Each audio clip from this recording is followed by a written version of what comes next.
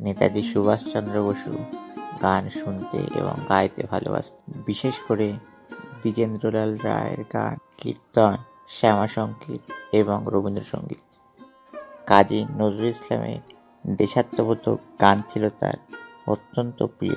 1929 সালে কলকাতার অ্যালবার্ট হলে কাজী নজরুল ইসলামকে তিনি বলেছিলেন, আমি সারা ভারত ঘুরেছি, কিন্তু দুর্গম গিরিকান্তার মনের মতো গান আমি খুঁজে পাইনি। বন্দি জীবনে নজরুল ইসলামের কারার ওই লৌহ কপাট ছিল তার অত্যন্ত প্রিয় গান। এই সব কথা তিনি লিখে জানিয়েছিলেন তার বন্ধু দিলীপ কুমারকে। দিলীপ কুমার ছিলেন D.L. রায়ের ছেলে।